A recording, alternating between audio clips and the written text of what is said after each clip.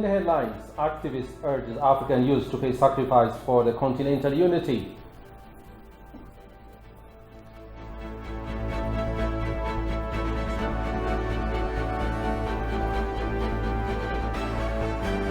Historic town of Lalibela cordially welcomes all for Christmas celebrations.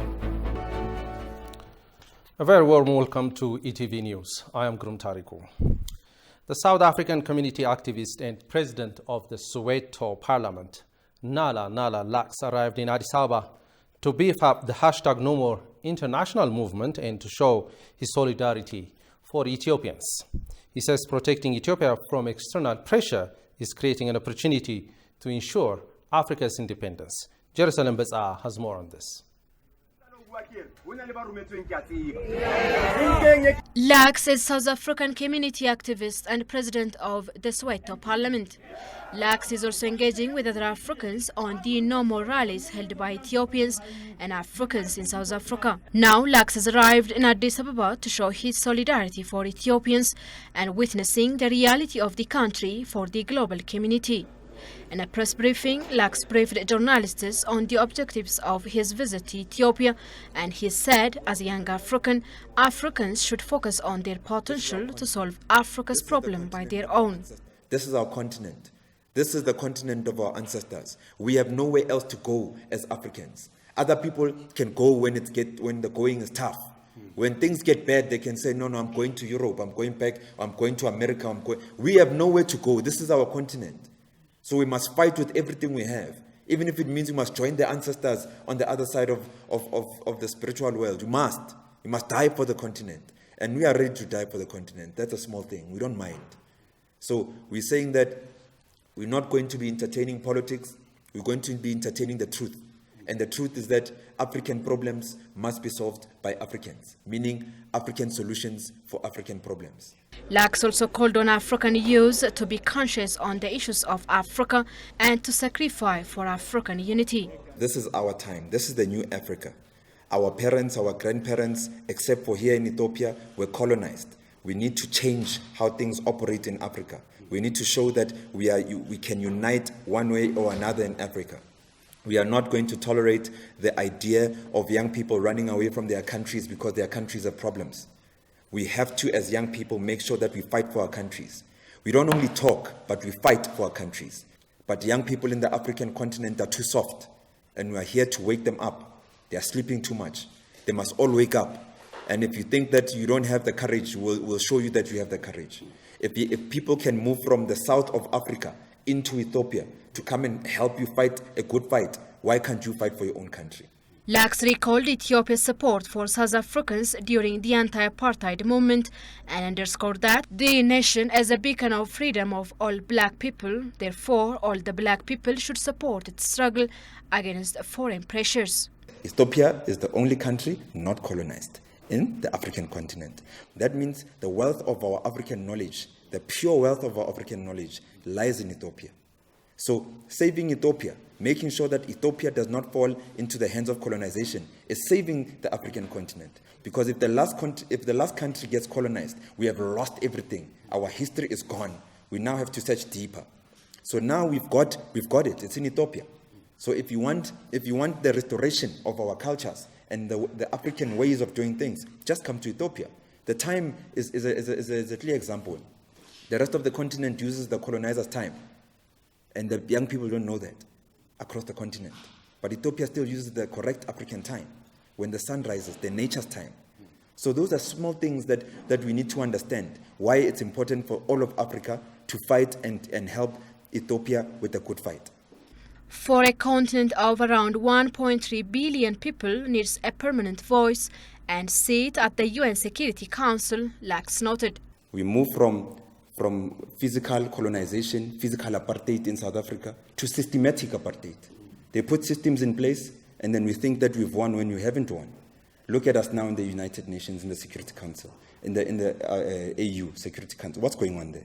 It's nonsense that's going on there. Young people are saying it in the continent. It's nonsense. It's not Abiy saying it. It's not Cyril Ramaphosa saying it. It's us, the young people of the continent, saying it. So if you don't get that reform, a revolution will come against those systems too.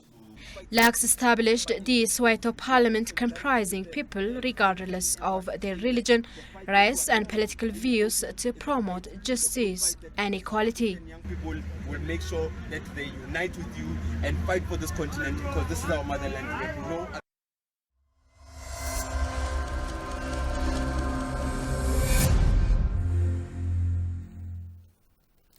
Over now to trending, and I'm now joined in the studio by Biniam Alemayo. Welcome to the studio, Biniam. Thank you, Grumi. So what's new over the last 24 hours? We have Lax from South Africa arriving here, and let's talk a little bit more about him. Okay, thank you, Grumi. Like you said, he set foot in Addis Ababa yesterday, and he was accorded a warm welcome by some of the Addis Ababa officials, both from the mayor's office and the Addis Ababa Youth Association. So Lax Dlamini became a household name this year following 8 unforgettable days in South Africa, where there was a massive civic unrest. And during those most turbulent days in post-apartheid South Africa, he struggled relentlessly for the African cause.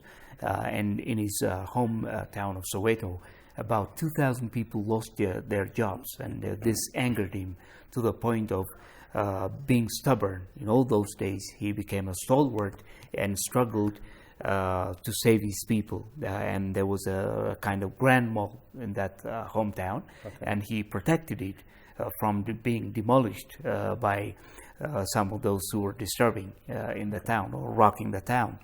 So he never stopped there, though. A few weeks ago, he already joined the worldwide hashtag No More movement, which is the Ethiopian cause to protect the sovereignty of the country from being,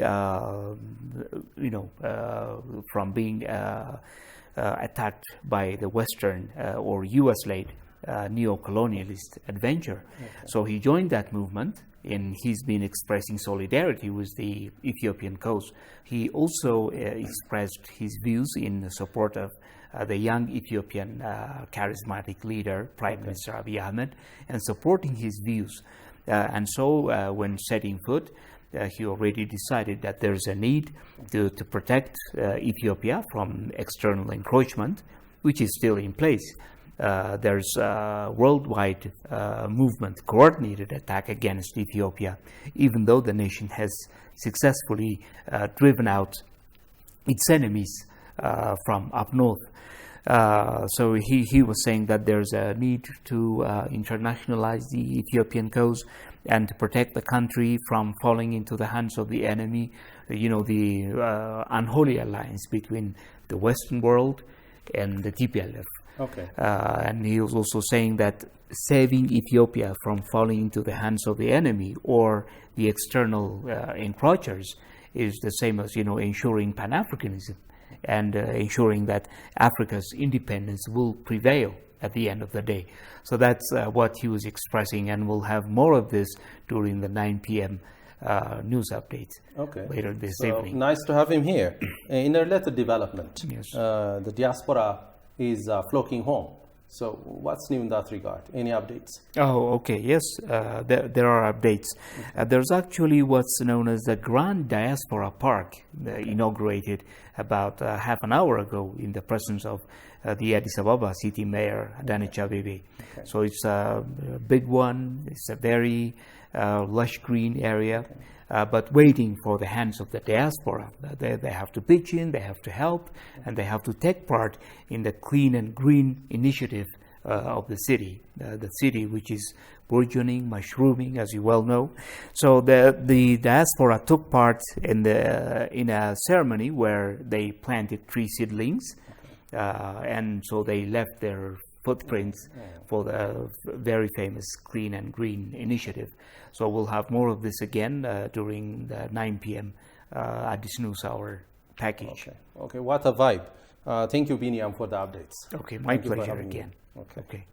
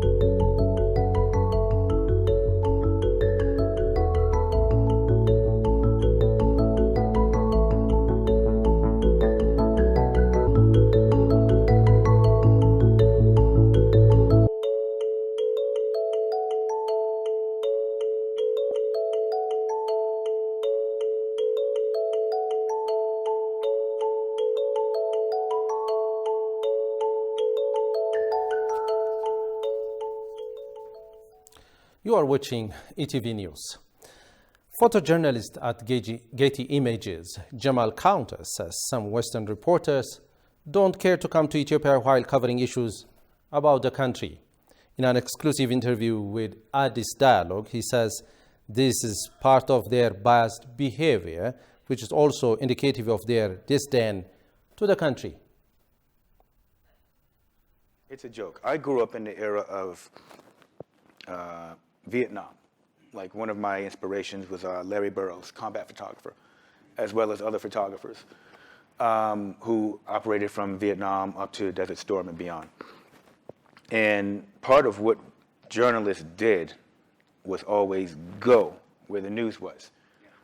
You don't have the excuse. I mean, this telephone horse pocky is just ridiculous to me. And then people will sit there and say, oh, well, we can't have access because the government makes it hard. I've been here 5 times. 5 times. I wrote the information down. I filled out my applications. I went to Ministry of Foreign Affairs, Broadcast Bureau, and I went through the process of getting my paperwork done. I had a UN credential. I don't know if I'll still have it after this conflict, but I had a UN credential, and I had my regular press credentials for the US. If you are an accredited journalist and you follow the steps, you can get in to cover this conflict. I think that a lot of times the people who have come here to cover the conflict are, basically swimming in white privilege. And they're swimming in an arrogance that I've seen in other parts of Africa where people feel like, well, I'm from, London, and I should be able to just walk in here because you guys are savages. You guys are like, you're Stone Age, you're primitive. So I should just be able to do what I need to do and leave. I don't have to go by your rules. And that's the problem. The journalist also says the huge diaspora homecoming has a great message for other African nations. I think this is a message for Africa to now be focusing on being completely self-sufficient, new economic ventures, new relationships, just a new outlook and management of self and resources to basically empower yourself. I think it's disgusting, actually. I harp a lot on my family and its military history and what have you, and I think it's a joke that I've had generations of people before me who went to serve the U.S. and the U.S. has now kind of sunk to this level and just kind of bore itself as this imperialist beast, and it's embarrassing in the age of social media when the State Department can say issue a travel advisory, and I have friends walking through in Toto Park or walking downtown, eating kitfo if they're not fasting, or doing whatever, and just living life, And then I'm getting pictures from elsewhere in the country that kind of demonstrate, okay, the war is here, but then life is happening here in this way. And so the State Department and the West, they're getting caught in these really bad lies.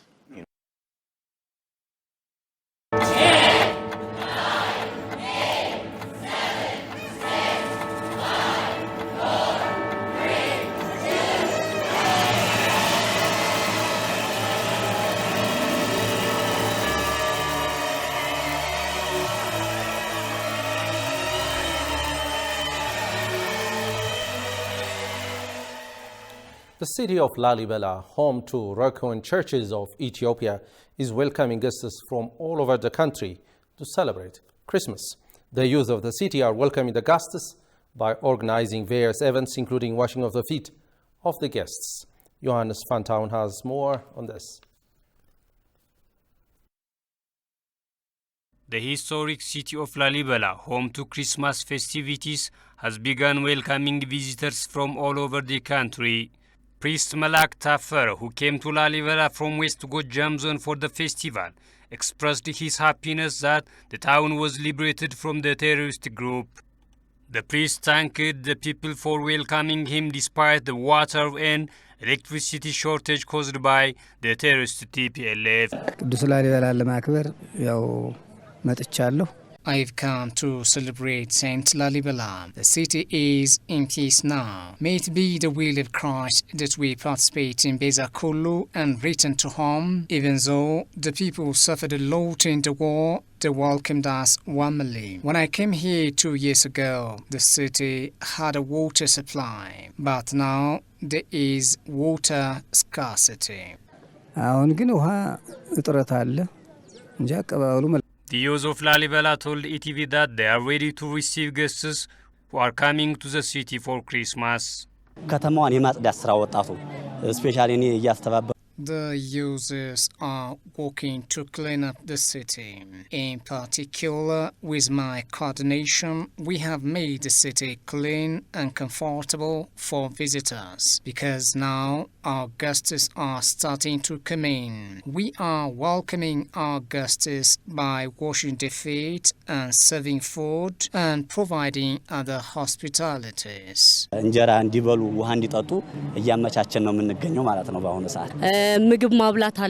We are serving food to our guests.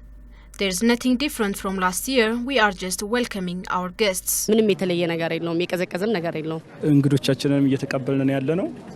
We are welcoming our guests. We are still preparing because guests are still coming in. Currently, the activity in the city is good and peaceful. We have prepared everything for the festival. We welcome our guests and we look forward to their arrival.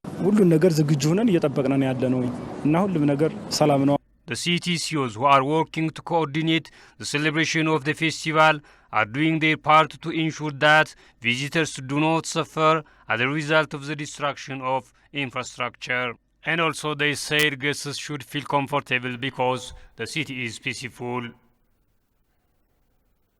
Members of the Ethiopian diaspora community who recently arrived home have traveled to Samara Afar to visit areas affected by the war. The delegation is led by Deputy Director General of the Ethiopian Diaspora Agency. Next, the diaspora will visit people affected by the war waged by terrorist TPLF in Afar and Amhara regions. As per the nation's call for a 1 million Ethiopian diaspora and friends of Ethiopia, many have started arriving home to celebrate Ethiopian Christmas amid Western nations' persistent propaganda campaign, alerting their citizens to leave the country, tarnishing the country's image as unsafe.